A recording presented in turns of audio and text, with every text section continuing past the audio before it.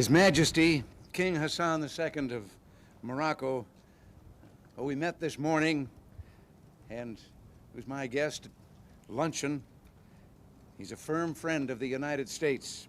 His working visit to Washington gives us an opportunity to build on 2 centuries of cordial diplomatic relations between our 2 countries. It's a real personal privilege and pleasure to have His Majesty as our guest. King Hassan is the leader of a great nation at the crossroads of 2 continents lying on NATO's southern flank at the entrance to the Mediterranean. It has deep ties to Africa, Europe, the Middle East, and the whole Islamic world. We therefore discuss not only bilateral relations, but a wide range of regional and global issues. I deeply value the depth of experience and breadth of vision that His Majesty brings to the issues of profound mutual concern. His Majesty briefed me on the latest developments in his efforts to reach a peaceful settlement of the conflict in the Western Sahara, and I expressed my admiration for his support of the OAU, Organization of African Unity, referendum. We discussed opportunities for continued progress in the Middle East and agreed to continue a strategic dialogue on security issues. We reviewed the progress that we've achieved in augmenting our bilateral relations. The Binational Committee for Economic Relations that Secretary Baldrige chaired last January, the Joint Military Commission that held its first meeting last month, and the agreement establishing a binational commission for cultural and education exchange that Secretary Haig signed in Morocco in February. We considered other opportunities for closer cooperation between our 2 countries in private investment, trade, and other areas. And I expressed to His Majesty the great value the United States places on cooperation with him and on friendship with Morocco, a country that stood with us at our independence, fought at our side during the Second World War, and joins with us today in the quest for world peace and security. Your Majesty, we're honored to have you here, and we bid you welcome.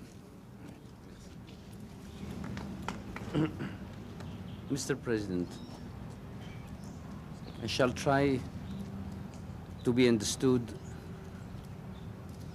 against and even my very bad English, but I shall try to speak the language of the heart to thank you very deeply, you and your government and your people, for your hospitality. And I can assure you that from yesterday in the afternoon, still now, I really felt that I was between very strong and loyal friends. Naturally, the nature of the problems of the United States and the nature of our problems in Morocco, they have not the same volume, and they are not at the same level. But the nature is the same. Our problems, like yours problems, are to live in the dignity, in the freedom, and in the way of life which our people chose for themselves, and for the future. A big ocean is between United States and Morocco.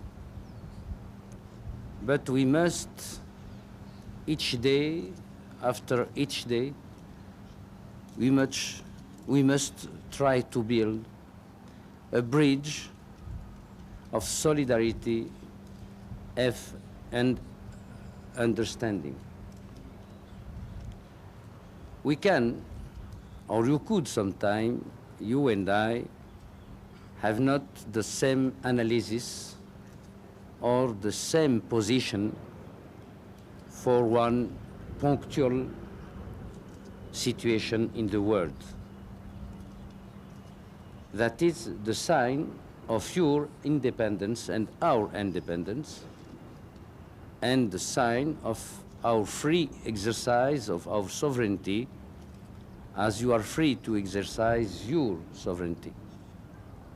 But the important is to see and to know that always, as before, Moroccan people and American people are ready and will be ready always to fight for the same ideal and to mix their blood for the dignity of man and the freedom of the countries. Again, Mr. President, I thank you very warmly for your hospitality, and I wish for your country prosperity and glory, and for yourself health and success. Thank you. That's just fine. Thank you very much. Well, we should be part. Now you've all heard what you got to talk about.